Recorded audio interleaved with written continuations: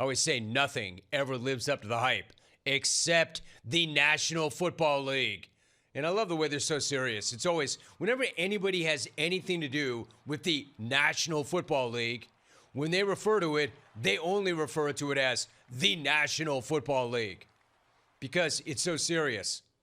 Never the NFL. The National Football League. Yeah, well, let me say this. What a wild, bizarre, intense opening night for the National Football League in Philly. Man, that night jumped right off the rails before the first offensive snap. And here I thought Aaron exploding his Achilles 4 plays into the season was fast. At least my man got off 4 snaps. Jalen Carter got run before the first defensive play of the year, and quite possibly for the dumbest reason ever. Now, I've got to admit, I did not think that I would be opening this show by talking about a saliva exchange. I did not think that the Cowboys quarterback and Eagles' best defensive player would be swapping spit last night. And now everybody's arguing about the great Lug exchange. Like, Dak spit first. Dak spit first is the new Han shot first. Look at you, Lauren. I can go there. I've got that kind of range. Dak spit first is the new Han shot first.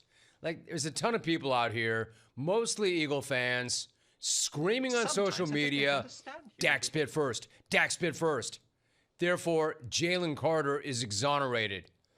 He just defended himself. He didn't do anything wrong. He didn't start it. He finished it. I mean, come on with that. I'm surprised they're not trying to say that there was a third spitter on the grassy knoll as well. Dak spit first, and Jalen was provoked. Right.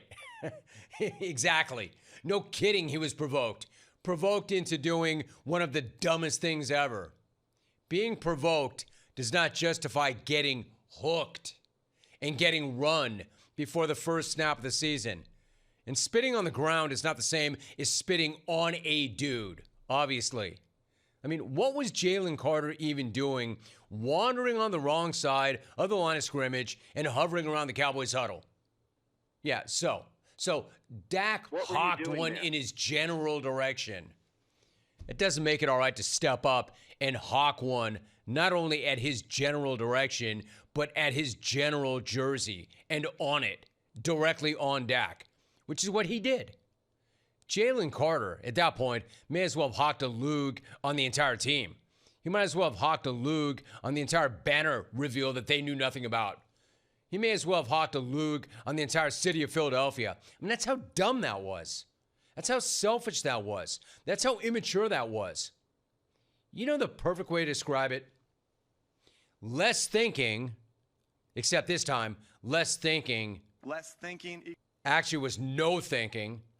No thinking did not lead to talent takeover. Equals talent takeover. Less thinking led to talent ejected. And maybe now even talent suspended. Now, personally, I think a suspension is probably a little extreme in this case. You know, the argument is he already sat out an entire game. So there's your suspension, right? I'm not sure. Like, I'm not going to fight. I'm not going to sit up here and say, suspend his ass. Suspend him. That was filthy. That was disgusting. I mean, it was, but I've seen much worse. And believe me, much worse happens on the field that we don't see about. The thing about it is, I'm not sure the league office is going to see it the same way that I do or you do. Because, damn, those nerds are more fired up about taunting and sportsmanship than ever before for some idiotic reason. I mean, it really might be one of the dumber things that the NFL has tried to do in recent years. And they do a lot of dumb crap. For such an incredibly successful league, they do a lot of dumb crap. But trying to crack down on taunting has never made any sense. It's got to be John Mara, right? It's got to be John Mara at it again, pushing his anti-taunting narrative on the other owners and hammering us with one of the single worst takes ever. Remember this one? And I quote, this is Mara, quote, nobody wants to see a player taunting another player. But nobody wants to see a player taunting another player. You're right, John. Sure. If by nobody you mean everybody, then we're on the exact same page. The hell are you talking about? Nobody wants to see taunting. Everybody loves taunting. Everybody loves taunting. Except you. It's a freaking football game, John. Why are you trying to legislate emotion out of one of the most emotional games that there is? If we wanted the ultimate gentleman's sport, we'd watch golf instead. Stop acting like you could package this violence, but sell it to the entire world as some sort of family-friendly, wonderful world of Disney knockoff on Sunday nights from back in the day. No one's asking for nice radio. Nice football. Nobody wants that crap. Except apparently the guys who run the league. Because they want to put their product before even more folks. They want to put it before more folks who aren't already hooked on the crack that is the NFL. And then find more people with Jack that aren't already spending it on the NFL. But they want to make sure that it's not too barbaric for these new eyeballs. Just know this. Dudes flexing after making big plays and bumping their gums a little bit are not scaring anybody off. And taking that out of the game is not going to make that game better. It's going to make it worse. So, hey, John, maybe if you weren't so concerned about turning that game to a game of chess, actual chess, maybe then you wouldn't have lost Saquon Barkley to your arch rival and then hand-delivered them a Super Bowl in the process. All right, man? Stop with that. Now, back to Dak for a minute. The guy didn't do anything wrong. Now, you know me. I'm the last one to sit up here and honk for the Cowboys, but I've got to give Dak credit for a few things. Number one, he did nothing wrong. Yes, I am the one who has said that spitting in somebody's face is one of the universal reasons to go. I have said that. I stand by that. But he didn't spit in anybody's face. He didn't spit on anybody. He spit on the ground. He didn't do anything wrong. And it seems like the majority of you agree with that, according to our pre-show poll. Let's check it out. 53.4. Responding to the question, does Dak deserve blame for launching the first Lug? So the majority says no, but it is closer than I thought it would be. Listen, maybe Carter knew enough not to say anything that would make it any worse than it already was. Or maybe he actually knows how stupid it really was. Either way, he didn't blame Dak, and he did own it afterwards. Of course, how could he not? It's not the first time this dude has gone brain dead. There's a reason why this dude, as gifted as he is, and he's a freak now, great player, great talent, but there's a reason why a guy that gifted dropped as far as he did in the draft. Hall of Fame talent, 10-cent brain. As for Dak, here is his explanation as to exactly what happened. I was right here by the two linemen, and guess I needed to spit, and I wasn't going to spit on my lineman, and I just spit ahead. But I would say he was back there where Jory was in that sense, and he asked, or he goes, "You trying to spit on me?" And at that point, I mean, I felt like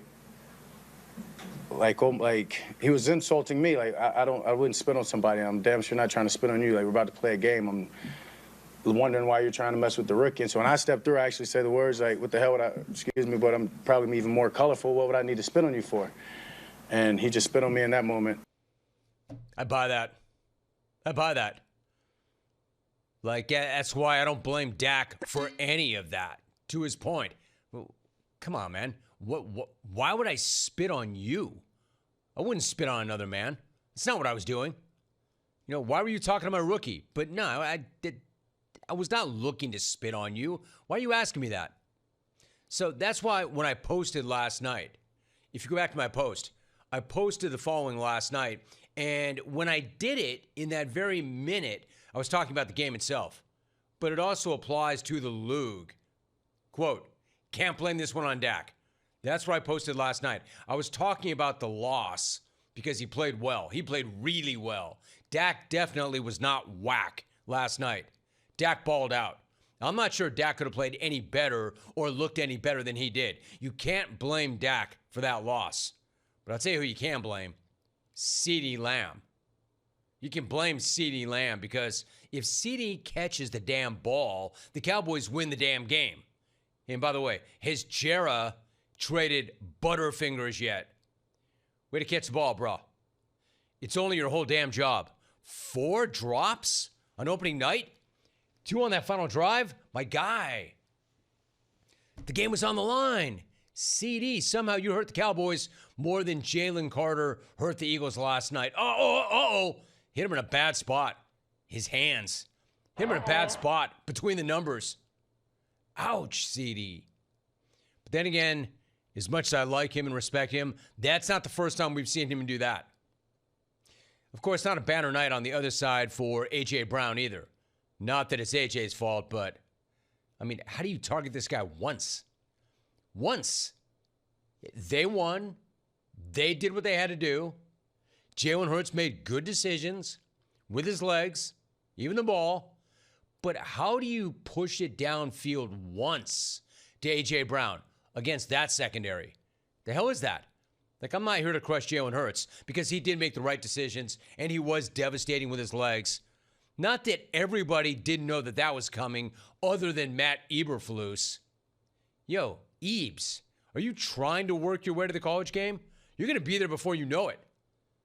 Hey, how about when Jalen Hurts iced it at the end of the game with that one scramble? The entire planet knew that was coming except Eberflus. Like, what are you doing, dude?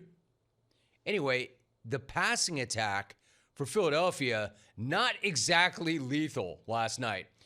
They had a total of 4 catches for 4 combined targets for 24 yards between Devontae Smith and A.J. Brown. That, to me, is pretty alarming. Yeah, yes, they won. But we saw some of that last year, didn't we? And coming into a game against Dallas, when you knew their secondary was a major question mark, how are you not taking shots downfield? On the flip side, you know what? I got to admit, I thought the Cowboys looked pretty sharp. Sharper than I thought, especially on offense. At least that part of the offense not named CD. I'll even go a step further. I thought that Brian Schottenheimer would be in deep, but I thought that he had a pretty impressive debut. I thought he called a pretty impressive game. I was ready for them to be a total mess, but Schotty had them ready to play. And yet, even still, the Cowboys once again did not win a big game. Now, I won because I got 8.5. Remember yesterday, the head and I on our Bet Online segment both took the points. Both got paid. Both felt pretty damn good about ourselves. So I won because I got 8.5 to pick Dallas. But Jera, you still lost. The Eagles' best defensive player got run before the first snap of the game. Cowboy quarterback played almost flawlessly. And yet Jera's boys still lost. Good job, good effort. How about a nice participation trophy, Jera? Jera's walking around like, yeah, I like my D. You lost. Jera, who cares? Yeah, well, the good news is, at least you still have one of the best edge rushers in the league. Oh, that's right. No, you don't. There's Bleacher Report. Gridiron. Mission accomplished, question mark. We need to stop the run. Yes, you do. Yes, you do, and you did not.